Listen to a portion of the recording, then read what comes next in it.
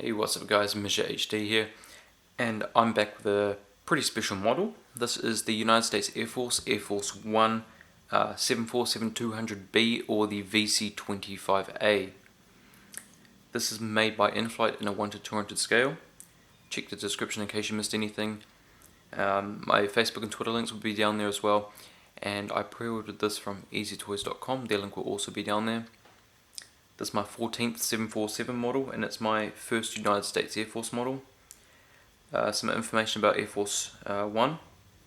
The United States Air Force has a total of 2 VC-25As to act as decoys and replacements. This one, which I got, is has a tail number 28,000 or 82-28, or sorry, 82-8000, and the other one is the tail number 29,000 or 92-9000. This first aircraft for the tail number 28,000 was on the 16th of May 1987, and it was the 679th 747 built. It was delivered on the 23rd of August 1990, and the Boeing customer code for the US Air Force is G4. On January 28, 2015, the United States Air Force selected 3 747-8s for the new aircraft to replace the VC-25s, and they chose them over the 787 and the A380, and they're going to be the next presidential aircraft. Okay, so let's take a look around the box here. Right, so we've got the presidential seal right there. We've got United States of America picture of the aircraft, the licenses down there. On the back, got some pretty cool stuff on the back. So these are just some pictures from inside the aircraft. So this is at the front of the aircraft, where one of the I think that's the president's office. I'm not quite sure. They've got some pictures of like conference rooms and other things, just general security seating areas. And then we've got a kind of like a map of the or the layout of the aircraft, so you can pause that and read that there. And then also up here, so got that. And there is also, bring it into view here,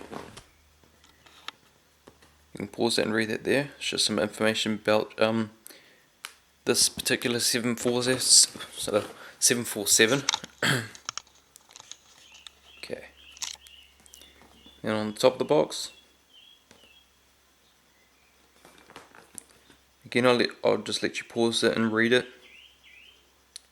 Try and get it from different angles so you can actually read it. The light doesn't interfere. And the bottom of the box. Alright.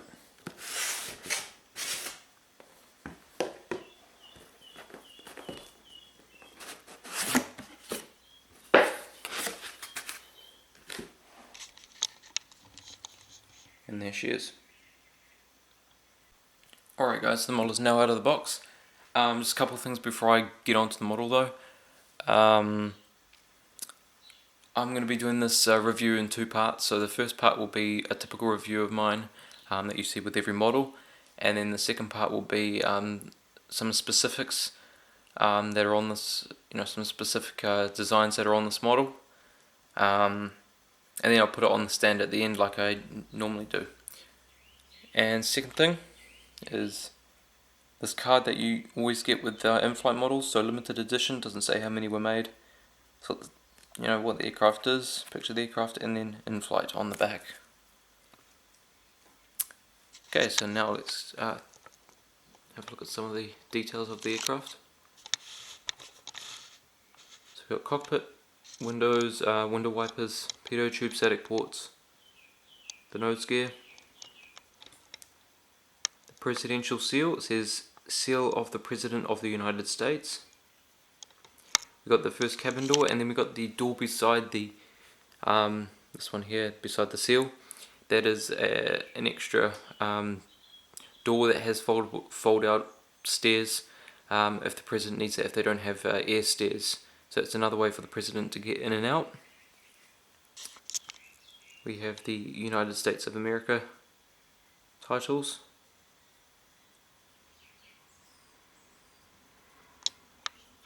The inboard landing lights. And then this engine here is a General Electric CF6-80C2B1. It's the same that is used on the 747-400. Now let's take a look inside. Does spin.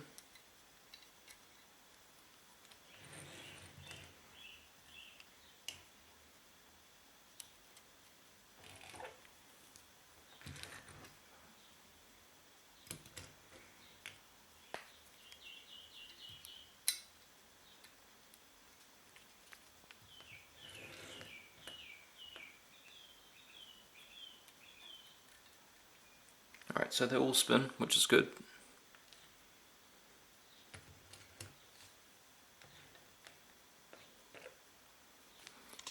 Okay, and along the leading edge to the wingtip, we've got the red navigation light, and then we've got this little like spike hanging off the end.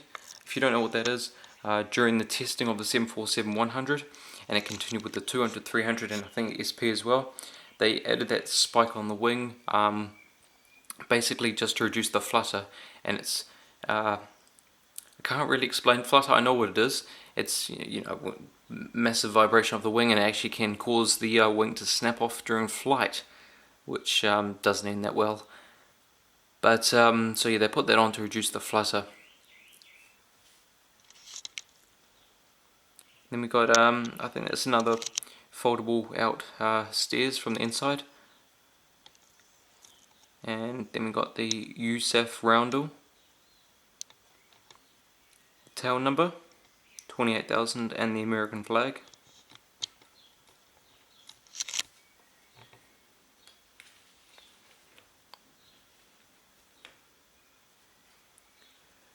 Very nice APU there. Two exhausts, which I'll get to later on, about why there's two.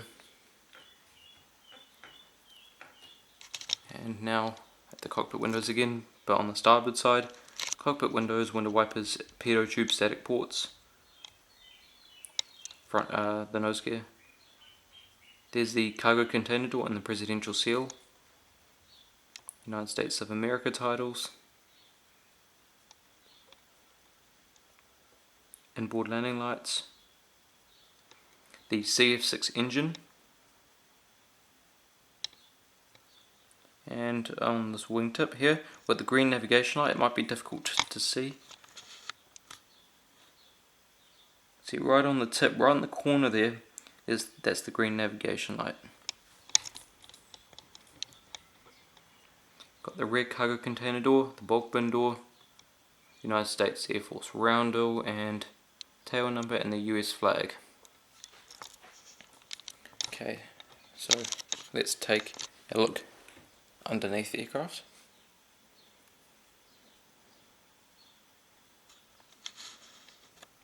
The nose gear, some antennas markings, and we've actually got an antenna right there. Another antenna just here, it's difficult to see, right there. Inflight 200, beacon light, landing gear, gear doors, main landing gear, hole for the stand. Very well detailed. Flaps, slats, ailerons. There's the roundel underneath the engine there.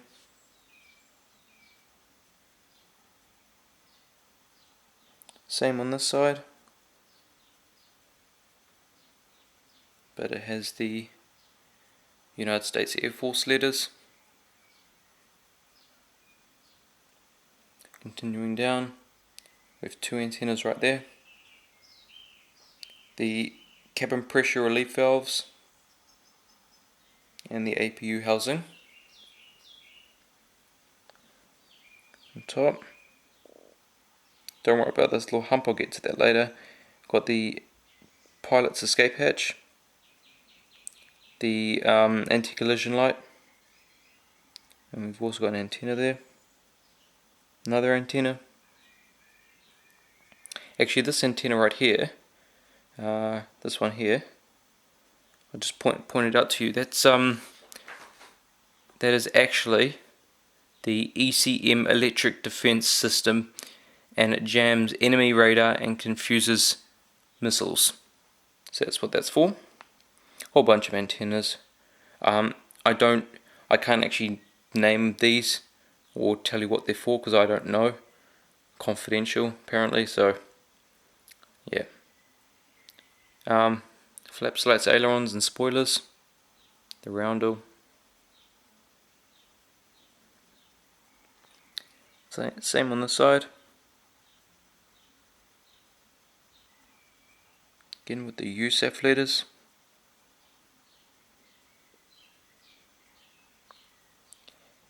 And continuing down, keep seeing antennas. No logo lights on the horizontal stabilizers, but they're there on the real thing. It looks like we've also got some flutter spikes, whatever they are here. They're actually not on the passenger or even cargo 100s, 200s and 300s, or even the SPs if they had them on there. On the horizontal stabilizers, it's just this aircraft, this 747 in particular, probably because when they added the strengthening and all the other, the major configuration they did to it, they probably had to add those, because during testing they probably found they're putting too much stress on the horizontal stabs. Okay guys, so now I'm going to go through the special features of this model. So we'll start at the nose here, and you can see one of the more prominent features is the hump. You can see it sticks out quite a bit. So that is pretty much for air-to-air refueling. If they're going to land somewhere and they're unable to at the airport for whatever reason it may be, they can keep flying, no worries. And a KC-135 or I think a KC-46 Pegasus, that 767-200 that's been built by Boeing, been modified to be a refueler. They can easily hook up to the nose of the 747 mid-flight and start refueling. And on the upper deck at the back here, there is a that's a communications room, but it actually has 240 miles of wiring, and that's not the surprising bit. It is all shielded from electromagnetic interference caused by a nuclear explosion. So if they were just casually flying around and then a nuclear explosion happened beneath them, the wiring wouldn't be affected, due to the shielding around it. So I don't know what kind of shielding they would use, but it would it would have no effects from radiation or electromagnetic waves. Next thing is actually just here, outboard from the landing lights, just more into the slats, not in the slats themselves, but more into the wing. Let's say there are mirrorable defenses, and they scramble infrared guidance systems. So they basically affect any missiles coming towards them. Kind of like the ECM. The whole aircraft itself, especially on the bottom, has an armor plating, and it can withstand a nuclear blast on the ground, which is pretty amazing. All the windows, so every single window here, even the cockpit windows, have armored glass, so you couldn't shoot the president if he was by the window. You couldn't have a sniper and shoot him. Well, that's what the information says. And then underneath here, on each side, underneath the wing, just a little bit back from the leading edge, but under the wing there is chaff and flares dispensers. So, and the chaff type, if you didn't know what it was, which I didn't either before I researched it, and it's used to divert enemy radar guided missiles. And the flares type, which is quite obvious, they're high temperature heat sources used to attract heat seeking missiles. So, you know, you see aircraft like the C-130 have them as well. So basically it's just a massive you know, piece of metal with defense systems on them. Okay, and now we'll take a closer look at the fuselage, something you might have noticed before. Right there, those 4 squares are painted on above the United States of America titles. Those 4 squares are actually little risers of the fuselage. They're actually conformal antennas, and they are adaptable to satellite communication systems and other purposes. Although they look like skin patches, they actually have no effect on the aerodynamic performance of this aircraft at all, which is quite cool. Next thing I'm going to look at is the APU section. Now there's a lot in the APU section. If you saw before, there's quite a lot going on.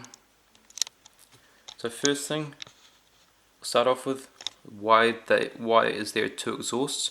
Well, simple. They have 2 APUs. They have the normal APU that sits right at the back, and then they have another one halfway down the tail, about here somewhere. Not vertically down the tail, but horizontally across the tail, still in the fuselage. There is one APU in there, a second APU. So redundancy. So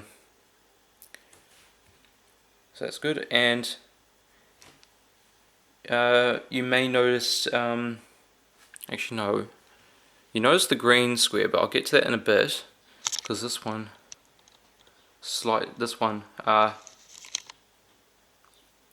actually controls that green one. So this one here, if you can see a little rectangle with a dot inside it, that is the AAR-54, and it is a missile launch warning receiver, and its purpose is to report and track missile threats by zeroing in on the ultraviolet source signature. The receiver is also in use on special ops warplanes like the MC-130H Combat Talon II.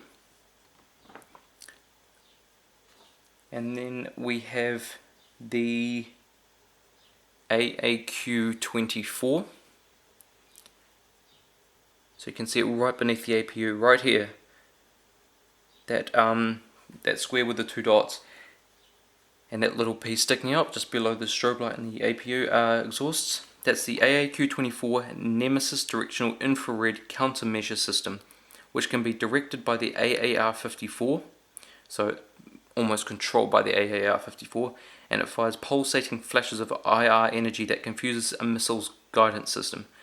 So the AAR-54 is basically receiving, saying, oh, there's a missile coming for us, and the AAQ-24 is controlled by the AAR-54, where it is, and it fires pulsating flashes in that direction, which is really awesome. And then now we go to the little green square on top. That is actually a ALQ-204 Matador, and it's produced by BAE Systems. It is used to protect the aircraft from both IR, air-to-air, and ground-to-air missiles. Alright, so that is most of the special features of... That's pretty much all I can give you of the special features. That's only a very small piece, though, of what is actually on this aircraft. As I said, it's confidential, most of it, so all these antennas on top, except for this one, which I told you about, confidential, can't do anything about it. But I hope the information I gave you guys has really helped. Now, just before we get on to the actual features of the aircraft, like I normally do with the wheels and stuff, just want to read you guys something about the livery of this aircraft. So the Air Force had attempted a special presidential livery of their own design, a scheme in red and metallic gold with the nation's name in block letters. JFK, the president at the time, felt the aircraft appeared too regal, and on advice from his wife, First Lady Jacqueline Kennedy, he contacted the French-born American industrial designer Raymond Loewy for help in designing a new livery, and interiors for the VC-137 jet, or otherwise known as the 707. Loewy met with the president, and his earliest research on the project took him to the National Archives, where he looked at the first printed copy of the United States Declaration of Independence and saw the country's name set widely spaced in uppercase and a typeface called Caslon, which is the titles you see on this aircraft. He chose to expose the polished aluminium fuselage on the bottom side and used two blues, a slate blue associated with the early republic and the presidency, and a more contemporary cyan to represent the present and the future. The presidential seal was applied to both sides of the fuselage. Near the nose, a large American flag was painted on the tail, and the sides of the aircraft read United States of America in all capital letters. Loewy's work won immediate praise from the president and the press. The VC-137 markings were adapted for the larger VC-25, which is this aircraft, when it entered service in 1990. So that is pretty much the history behind the livery, which is pretty cool. It's been around for roughly six decades. You don't see many liveries staying on for 6 decades. So yeah, it's pretty amazing. But I mean, it is a VIP aircraft. It's not an actual airline, so I guess better to just keep that history. Okay, so I'm gonna show you guys some of the actual features of the model itself. So we've got rolling landing gear. They're quite easy roll, but squeaky. It's not stuck or anything. They're just a bit squeaky on the this floor I got down for the model. Front gear swivels as always. It's a little tight, this one. I got it loose earlier, but it's a little tight now. I'm not gonna turn it anymore just in case. But yeah, they do swivel. Well, the front one I mean does swivel. And now let's go on to the stand. So we've got a general in-flight stand, Air Force One plaque. It's all metal with a wooden finish for the base. And then top piece, they were separate. I just screwed that on. So yeah. Now put that on there. There we go.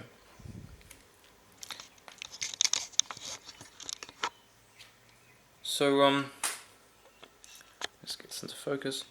So that's pretty much it for this model. It's actually a really nice model once it's on the stand. I kind of don't like how, it's almost sitting horizontal. I like it sitting more, sorry, let me use my other hand, instead like that.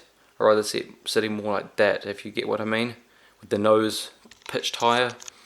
I just find it more stable, because I feel like this is just going to fall off.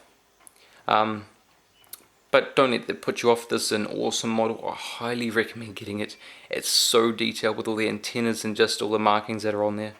I'm so happy to have it after I didn't get the first release. So definitely get it if you want it and you do find it.